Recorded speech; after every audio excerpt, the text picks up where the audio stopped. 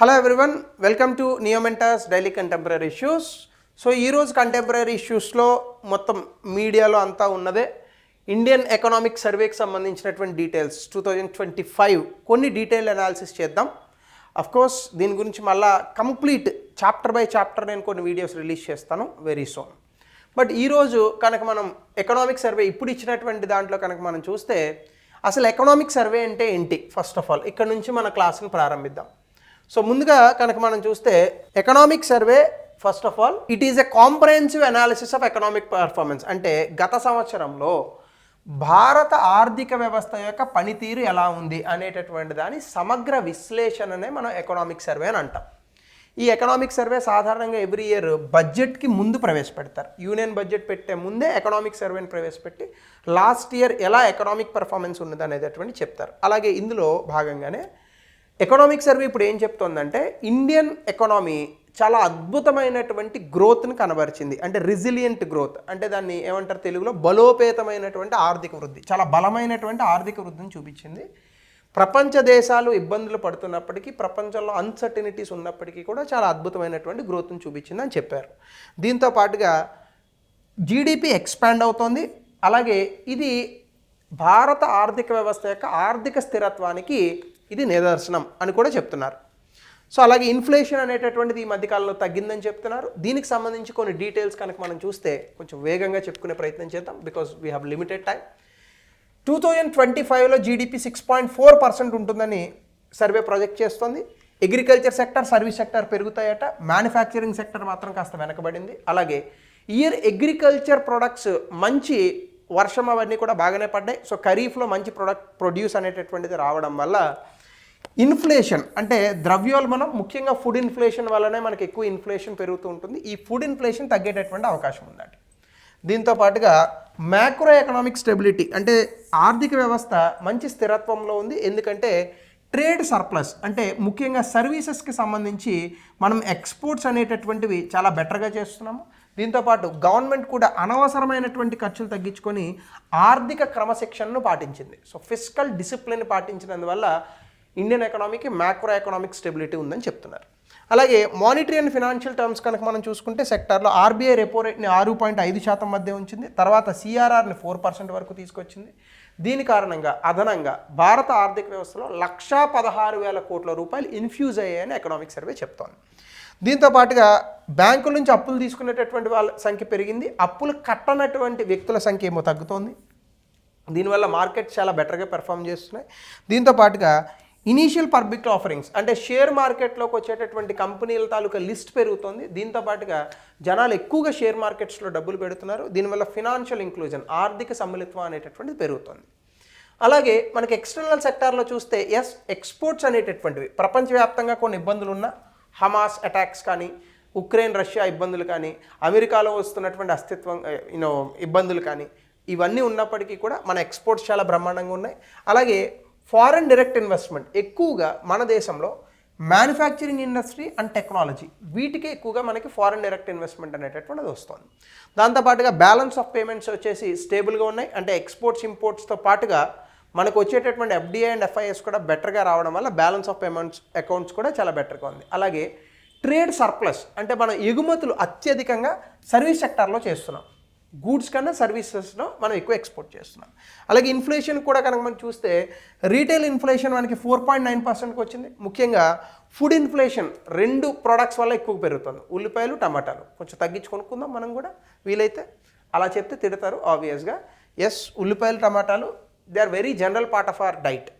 So కాబట్టి వాటిని buffer స్టాక్స్ని ప్రభుత్వం తీసుకొస్తుంది. కాబట్టి ఇన్ఫ్లేషన్ కూడా ఈజ్ చేయగలుగుతుంది. అంటే గవర్నమెంట్ ఇంటర్వెన్షన్స్ బఫర్ స్టాకింగ్ అంటే వాటిని ఎక్కడో కోల్డ్ స్టోరేజెస్లో పెట్టడం, ఇరాన్ లాంటి దేశాల నుంచి ఇంపోర్ట్ చేసుకోవడం వల్ల ఆ ఇన్ఫ్లేషన్ కూడా మనకి ఈజ్ అవుతుంది.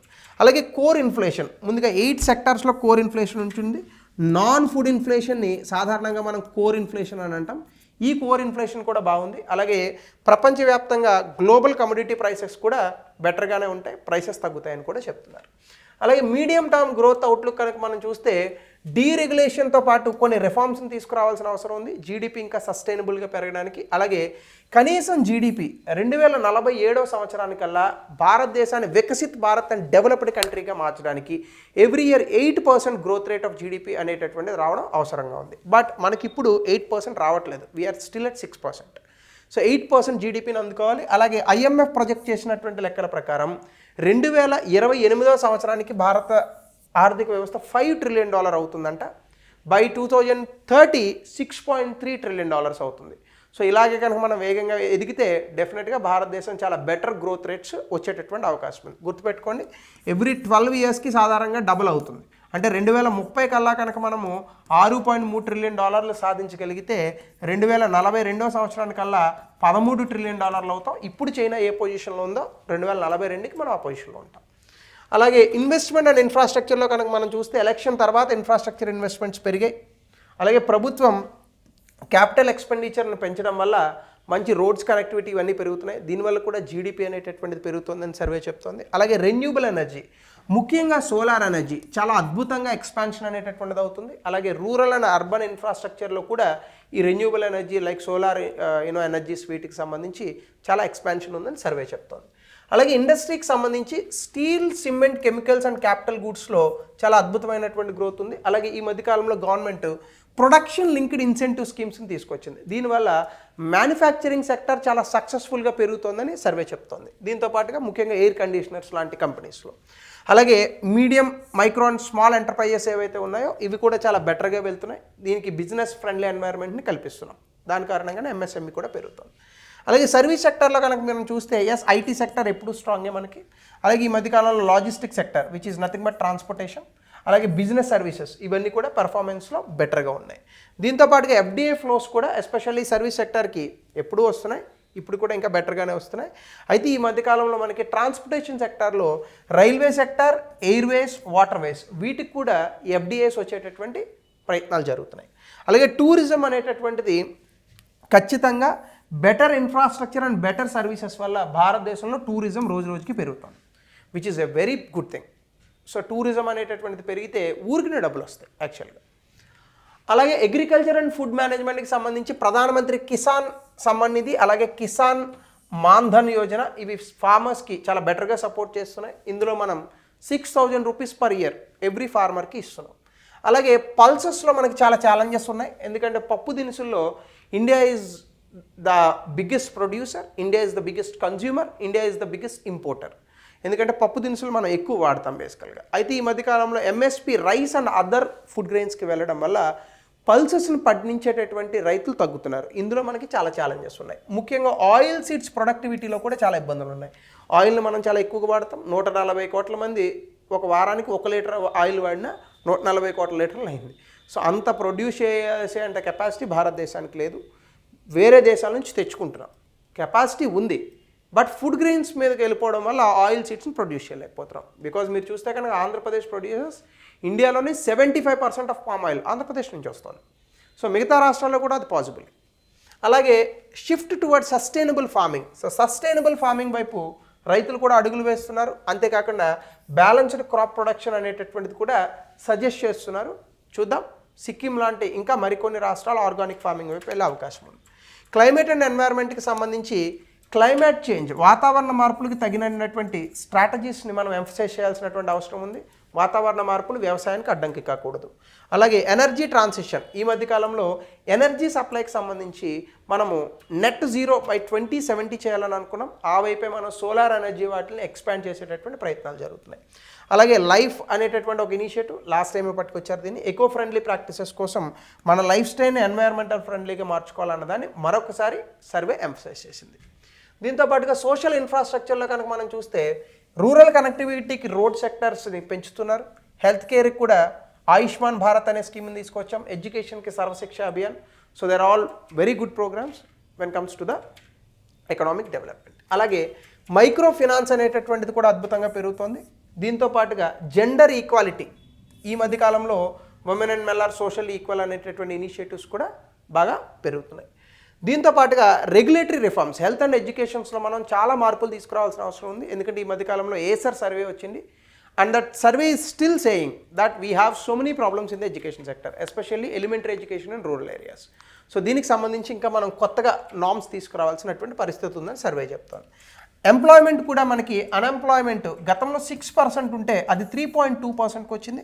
అలాగే labour force participation and women population ratio అనేటటువంటిది కూడా slowly it is improving.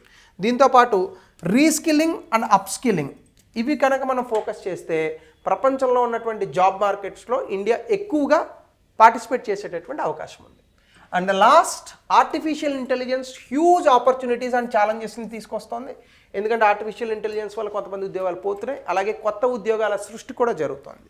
దీంతోపాటుగా work ఫోర్స్లో స్కిల్ డెవలప్మెంట్ అనేటటువంటిది అవసరం. ముఖ్యంగా ఏఐ తాలూకా పొటెన్షియల్ని అర్థం చేసుకుంటూ everyone has to be equipped with the AI skill, artificial intelligence skill ఉండాలి. అలాగే స్ట్రాటజిక్ ఇన్వెస్ట్మెంట్ అనేటటువంటిది కూడా మనకి ఇంపార్టెంట్, ఎస్పెషల్లీ ఫర్ ద ఇలాంటి ఎకనామిక్ ట్రాన్స్ఫర్మేషన్ అనేటటువంటిది మోర్ టెక్నాలజీని తీసుకురావడానికి మోర్ అండ్ మోర్ ఇన్వెస్ట్మెంట్స్ని తీసుకురావాల్సిన అవసరం కూడా ఉంది. సో ఇది సర్వే. కొంచెం వేగంగా చెప్పాను ఎందుకంటే మనకు కూడా లిమిటెడ్ టైంలో కంప్లీట్ చేయాలి కాబట్టి. బట్ ఇన్ డీటెయిల్గా నేను again I will take more and more chapters and I will explain slowly in the upcoming videos. ఇంక ఈరోజు సెకండ్ టాపిక్ వచ్చేసేటప్పటికి India first campus block chain currency. దీన్నే బిర్లా ఇన్స్టిట్యూట్లో ప్రవేశపెట్టారు. దీని పేరు బిమ్ కాయిన్ అని అంటున్నారు. ఫస్ట్ ఆఫ్ ఆల్ మీరు అడగచ్చు, సార్ బిట్ కాయిన్కి బిమ్ కాయిన్కి ఏం తేడా అంటే, వీళ్ళు India's first block chain based campus currency launched by Birla institute of management technology కాబట్టి బిమ్టెక్ అంటే ఏం లేదండి, క్రిప్టో కరెన్సీని ఎవరైనా కొనచ్చు. బట్ ఈ బిమ్ కాయిన్ అయితే ఏదైతే ఉందో ఇది కేవలం బిర్లా ఇన్స్టిట్యూట్ క్యాంపస్లో ఉన్నటువంటి వ్యక్తులు మాత్రమే వాడగలరు. So it's a protected crypto currency only for Birla Institute. మీరు నేను వాడాలని అనుకుంటే కుదరదు. సో ఆ బిర్లా ఇన్స్టిట్యూట్లో రేపొద్దున వాళ్ళు లోపల ఉన్నటువంటి ట్రాన్సాక్షన్స్ లైక్ ఫీజెస్ ఆర్ ఇంకొకటో ఉంటే కనుక ఆ క్యాంపస్లో ఉన్నటువంటి వ్యక్తులు, అంటే బిర్లా క్యాంపసెస్ చాలా ఉంటాయి, ఓన్లీ ఫర్ బిర్లా క్యాంపస్కి మాత్రమే వచ్చినటువంటి క్రిప్టో కాయిన్ బిమ్ కాయిన్ అని అంటారు. సో ఇది పర్మిషన్డ్ బ్లాక్ చైన్ టెక్నాలజీలో పనిచేస్తుంది. పర్మిషన్డ్ బ్లాక్ చైన్ టెక్నాలజీ అంటే ఏంటి? It is permitted only for the Birla institute, not for other things. So దీనికి సంబంధించి రియల్ వరల్డ్ ఫినాన్షియల్ టెక్నాలజీ ఎక్స్పీరియన్స్ని దీనికి అందిస్తుంది స్టూడెంట్స్కి. దీనివల్ల స్టూడెంట్స్ కూడా కొంత bitcoins and cryptocurrencies గురించి తెలుసుకునే అవకాశం ఉంటుంది. సో బిమ్ కాయిన్ ఎందుకు యూనిక్ అంటే, అగైన్ బిట్ కాయిన్ తాలూకా same technology, cryptocurrencies, it is a decentralised. దీన్ని ఎవరు కూడా కంట్రోల్ చేయరు. సాధారణంగా క్రిప్టో కరెన్సీస్కి ఉన్న మేజర్ అడ్వాంటేజ్ అదే, no one controls it. So కాబట్టి అందులో ఇన్ఫ్లేషన్స్ ఇవన్నీ కూడా మార్కెట్ డిమాండ్ అండ్ సప్లైని బట్టి ఉంటుంది. అలాగే ట్రాన్స్పరెన్సీ, అలాగే ఫ్రాడ్స్ అనేటటువంటివి జరగవు. అలాగే సెక్యూర్ ట్రాన్సాక్షన్స్ జరుగుతాయి, ఎందుకంటే block chain technology is completely encrypted. It is very difficult to మనం దాన్ని హ్యాక్ చేయాలంటే చాలా కష్టం. దాంతోపాటుగా స్టూడెంట్స్ని డిజిటల్ కరెన్సీస్ అండ్ బ్లాక్ చైన్తో ఇంటరాక్ట్ అవ్వడానికి ఇది ఉపయోగపడుతుంది. సో పైలట్ బేసిస్గా ఇప్పటివరకు 1100 ట్రాన్సాక్షన్ సక్సెస్ఫుల్గా చేశారు. దీన్ని ఎంటైర్ క్యాంపస్లో తీసుకురావడానికి, బిర్లా క్యాంపసెస్లో తీసుకురావడానికి బిర్లా ఇన్స్టిట్యూట్ వాళ్ళు ట్రై చేస్తున్నారు. అలాగే బిమ్టెక్ అనేటటువంటిది వాళ్ళ కరికులంలో కూడా పెట్టి ఈ బ్లాక్ చైన్స్ మీద వాళ్ళకు ఉన్నటువంటి నాలెడ్జ్ని ఇంకా పెంచేటటువంటి ప్రయత్నం చేస్తుంది బిర్లా ఇన్స్టిట్యూట్. అలాగే దీనికి సంబంధించి వీళ్ళు కల్ప్ డీసెంట్రా ఫౌండేషన్ అనే వాళ్ళతో ఒక టైఅప్ పెట్టుకున్నారు, మేబీ ఈ బ్లాక్ చైన్ టెక్నాలజీస్ ఇవి వర్క్ చేయడానికి. అలాగే బ్లాక్ చైన్ లెర్నింగ్ సెంటర్ దీన్ని తీసుకొచ్చి కొంత ట్రైనింగ్స్ ఇవన్నీ కూడా ఇవ్వడానికి వాళ్ళ తాలూకా స్ట్రాటజిక్ పార్ట్నర్షిప్స్ అనేటటువంటి బిర్లా ఇన్స్టిట్యూట్ ట్రై చేస్తుంది. So this is about బిమ్ coin. అలాగే దీనికి సంబంధించి కొన్ని గోల్స్ కూడా పెట్టారు. ఇదేంటంటే భారతదేశాన్ని వికసిత్ భారత్ 2047 చేయడంలో digital transactions and digital transformation చాలా ఇంపార్టెంట్. దీనికి సంబంధించి రాబోయేటటువంటి స్టూడెంట్స్ని ఈ పర్టికులర్ డిజిటల్ ట్రాన్స్ఫర్మేషన్లో భాగంగా చేయాలనేది ఈ బిమ్ కాయిన్ తాలూకా ఒక లక్ష్యం. దాంతోపాటుగా central bank digital currency models అని ఒకటి పట్టుకొచ్చింది. సో అందులో భాగంగానే వాళ్ళు కూడా ఒక డిజిటల్ రూపీని తీసుకొస్తున్నారు. దాని నుంచి వీళ్ళు ఇన్స్పైర్ అయ్యారట. సో కాబట్టి ఈ బ్లాక్ చైన్ టెక్నాలజీకి సంబంధించి ఈ బిర్లా ఇన్స్టిట్యూట్ వాళ్ళు పెట్టినటువంటి ఈ బిమ్ కాయిన్ ఒక సరికొత్త ట్రెండ్ను సృష్టిస్తుంది, especially in the digital financial era అనేటటువంటిది ఇప్పుడు న్యూస్లో ఉన్నటువంటి అంశం. ఇది అడుగుతాడు, బిమ్ కాయిన్ ఏంటి, how it is different from bit coin. గుర్తుపెట్టుకోండి, ఈ BIM coin is only for Birla Institute students, not for others. So ఇది ద కాన్సెప్ట్. ఇక థర్డ్ టాపిక్ వచ్చేసి వరల్డ్ నెగ్లెక్టెడ్ ట్రాపికల్ డిసీజెస్ కొన్ని ఉన్నాయి. ఏంటి వరల్డ్ నెగ్లెక్టెడ్ ట్రాపికల్ డిసీజెస్? ముందుగా కనుక మనం చూస్తే ఈ వరల్డ్ నెగ్లెక్టెడ్ ట్రాపికల్ డిసీజెస్కి ఒక రోజును జరుపుకున్నారు, పుట్టినరోజు అని అనుకోండి.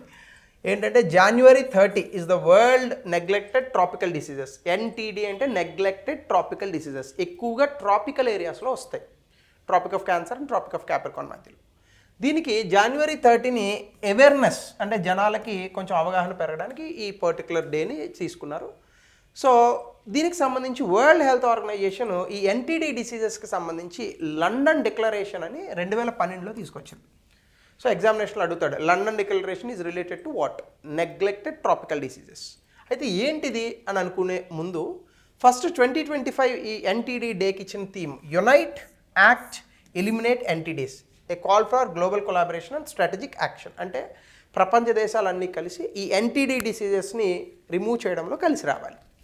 దీనికి సంబంధించి అసలు నెగ్లెక్టెడ్ ట్రాపికల్ డిసీజెస్ అంటే ఏంటి? ఈ ట్రాపికల్ ఏరియాస్లో ఒక 20 టైప్స్ ఆఫ్ డిసీజెస్ ఉన్నాయి. ఇవి దాదాపు 170 కోట్ల మందిని ఎఫెక్ట్ చేస్తున్నాయి ఈ డిసీజెస్. ఇవి కొన్ని ప్రాణాంతకం, కొన్ని మనిషిని చాలా అసలు కంప్లీట్గా ఇబ్బంది పెట్టేటటువంటి డిసీజెస్ కొన్ని ఉన్నాయి.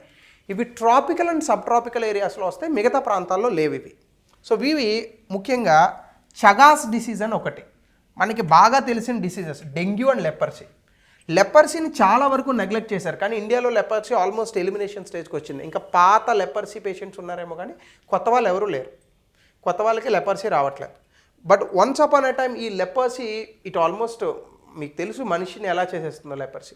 డెంగ్యూ డిసీజ్ని కూడా మనం చాలా నెగ్లెక్ట్ చేస్తున్నాం. డెంగ్యూ దోమలు వస్తుంది, బట్ ఆ దోమలు ఇప్పుడు ఈ ఇయర్ అయితే అసలు చాలా విపరీతంగా ఉన్నాయి, especially in areas like Hyderabad. So కాబట్టి ఈ డిసీజెస్ని మనం ఏమంటామంటే నెగ్లెక్టెడ్ ట్రాపికల్ డిసీజెస్ అంటాం. అలాగే ఇది కూడా స్టిటోసోమియాసిస్ అని ఇది ఒక టైప్ ఆఫ్ డిసీజ్. సో మళ్ళీ డిసీజెస్ ఎక్స్ప్లెయిన్ చేయట్లేదు నేను.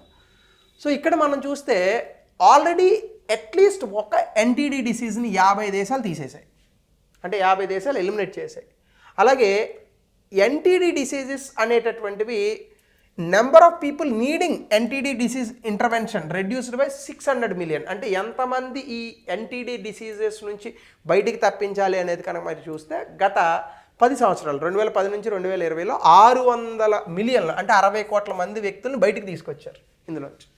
అయితే దీంట్లో ఛాలెంజెస్ ఏమున్నాయంటే కోవిడ్-19 మనకు వచ్చింది కదా, కరోనా.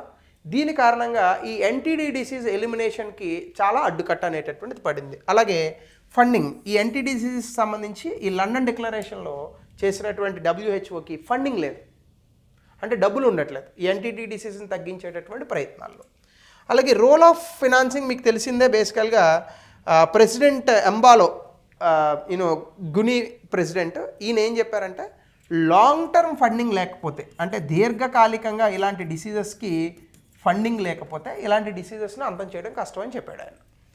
అలాగే దీనికి సంబంధించి మీరు చూస్తే కనుక కోవిడ్-19 వల్ల ఏ ఇంపాక్ట్ వచ్చిందంటే ట్రీట్మెంట్ క్యాంపెయిన్స్ డిలే అవ్వడం, సప్లై చైన్స్ అంటే దీనికి సంబంధించిన మందులు ఇవి డిలే అవ్వడం, ఇందులో వచ్చినటువంటి డబ్బులు WHO వేరే ఒక దానికి అంటే కోవిడ్డో ఇంకొకటో ఇలాంటి డిసీజెస్కి ఆ డబ్బుల్ని మరల్చడం, ఇలాంటి కారణాల వల్ల మనకి ఏమవుతుందంటే చాలా డిలే అయింది. అలాగే చగాస్ గ్లోబల్ డిసీజ్ ఉంది కదా, దీనికి సంబంధించి ఈ మధ్యకాలంలో ఒక వర్చువల్ ప్లాట్ఫామ్నే తీసుకొచ్చారు, చగాట్ చాట్. గవుక్కుని ChatGPT అనుకునేరు దాన్ని. చగాట్ చాట్ అంటే ఏంటంటే ఈ చాగాస్ డిసీజ్ గురించి మాట్లాడుకునేటటువంటి ఒక ప్లాట్ఫామ్ ఇది. సో ఇక్కడ ఏం చెప్తున్నారంటే అందరూ ఫండింగ్ పెంచాలి ఈ డిసీజ్ని తగ్గించడానికి అని చెప్తున్నారు. అలాగే WHO కూడా ఈ ఎన్టీడీ డిసీజెస్ని తగ్గించడానికి ఒక రోడ్ మ్యాప్ వేసింది. ముందు వీటిని కంట్రోల్ చేయాలి, తర్వాత ఎలిమినేట్ చేయాలి, తర్వాత ఎరాడికేట్ చేయాలి. ఎన్టీడీ డిసీజ్ని 2030 కల్లా ఎరాడికేట్ చేయాలని WHO ఒక ఇది పెట్టుకుంది, కానీ అయ్యేటట్టుగా ఏం కనిపించట్లేదు.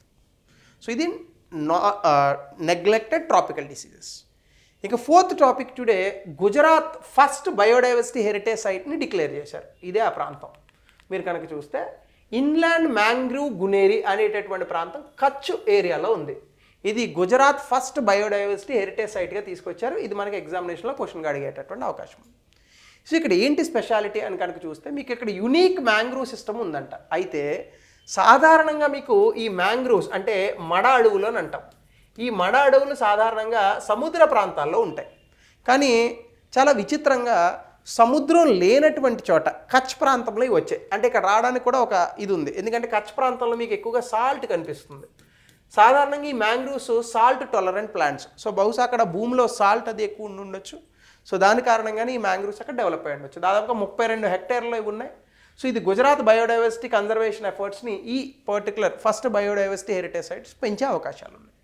అలాగే బయోడైవర్సిటీ హెరిటేజ్ సైట్ అంటే ఏంటి అంటే ఏదైనా ఒక పర్టికులర్ ప్రాంతాన్ని ఎకలాజికల్ ఇంపార్టెన్స్ ఉంటే దాన్ని బయోడైవర్సిటీ హెరిటేజ్ సైట్గా తీసుకొస్తారు. అయితే దాని క్యారెక్టర్స్ ఏముండాలంటే దానికి ఒక యూనిక్ ఎకోసిస్టమ్ ఉండాలి, అంటే చాలా ప్రత్యేకమైనదిగా ఉండాలి. ఇందులో ఉందిగా టైడల్ ఏరియాస్, సముద్రం ఏరియాస్ ఉన్నటువంటి చోటనే మనకి మ్యాంగ్రూవ్స్ వస్తాయి. అలాంటిది ఇన్లాండ్ మ్యాంగ్రూవ్స్ ఉందంటే మనకు ఉన్నట్టేగా. సో ఎగ్జామ్లో ఏమడుగుతాడు, in which of these following states inland mangrove existed అని అడుగుతాడు. సాధారణంగా అందరూ వెస్ట్ బెంగాల్ పెడతారు, but Gujarat is the answer. అయితే ఇందులో ఏమేమి ఉండొచ్చు, భూమి మీద ఉండే ఉండొచ్చు, కోస్టల్ ఏరియాలో ఉండే ఉండొచ్చు, ఇన్లాండ్ వాటర్ ఎకోసిస్టమ్ ఉండొచ్చు. ఇప్పుడు చెప్పింది టెరెస్ట్రియల్. లీగల్ బేసిస్ ఏముంటుంది, మనకి బయోడైవర్సిటీ యాక్ట్ అని 2022లో చట్టం ఉంది. ఆ చట్టం ప్రకారమే దీన్ని ప్రకటిస్తారు. అథారిటీ ఎవరు ఉంటారు, నేషనల్ బయోడైవర్సిటీ అథారిటీ, అది కూడా ఈ చట్టంలోనే వచ్చింది. సో దాని ప్రకారమే మనకి ఇప్పుడు ఈ పర్టికులర్ ఇన్లాండ్ మ్యాంగ్రూవ్స్ అనేటటువంటిది వచ్చింది. ఇప్పుడు ఇన్లాండ్ మ్యాంగ్రూవ్స్లో ఉన్న స్పెషాలిటీ ఏంటంటే non టైడల్ mangroves.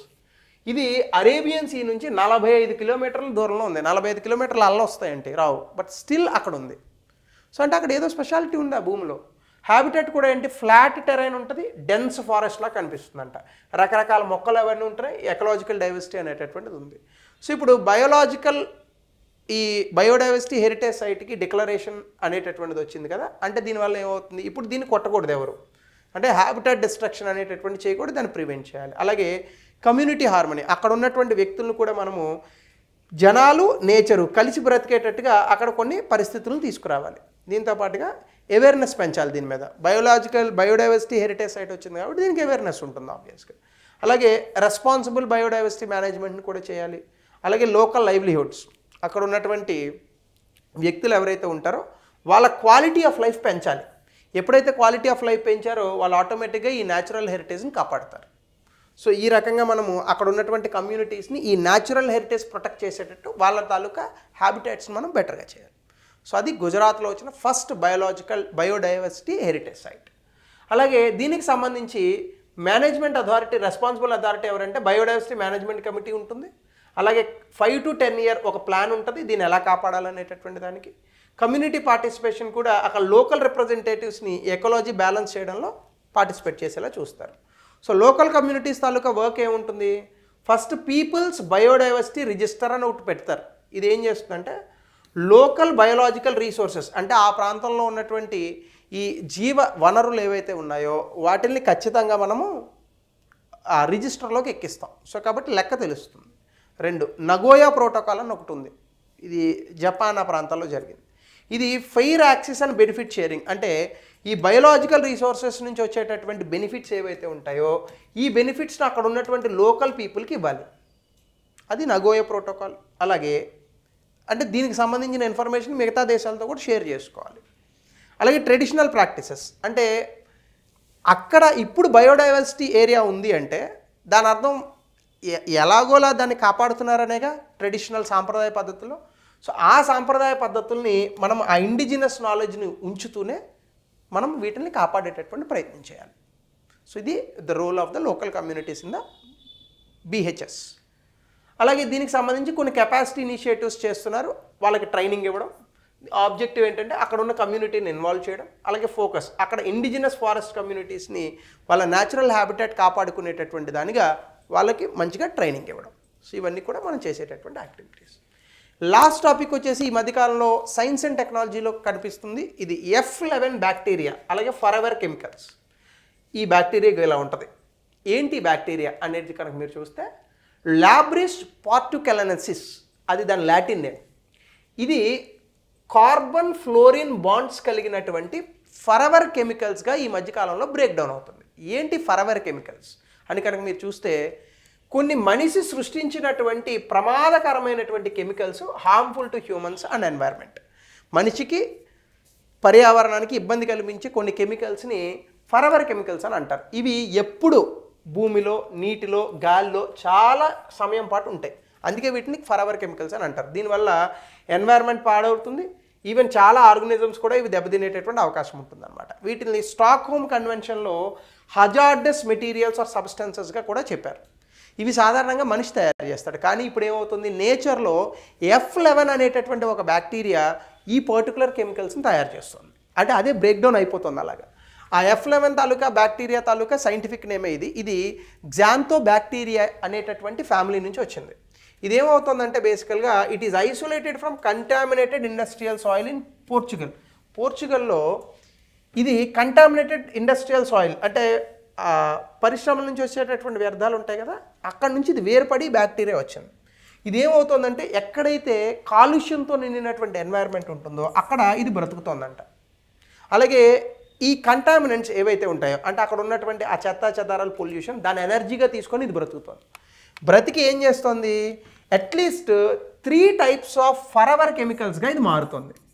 3 types of forever కెమికల్స్గా ఇది మారుతుంది. సో దాని కారణంగా ఇది ఎన్వైర్న్మెంట్కి మనుషులకి కూడా ఇబ్బంది కలిగించేటటువంటి అవకాశం ఉందని చెప్తున్నారు. ఇది మనకి F11 bacteria which is very important for the exam. So నాకు తెలిసి టుడే కొంచెం లెంగ్దీ క్లాస్ అయింది, sorry for that, but I hope మీకు చాలా ఇన్ఫర్మేషన్ తక్కువ టైంలో షేర్ చేశానని భావిస్తున్నాను. హోప్ దట్ మనం ఇంకా నెక్స్ట్ సెషన్లో ఇంకా better information we can catch up. So only content, nothing else. Thank you, have a nice day.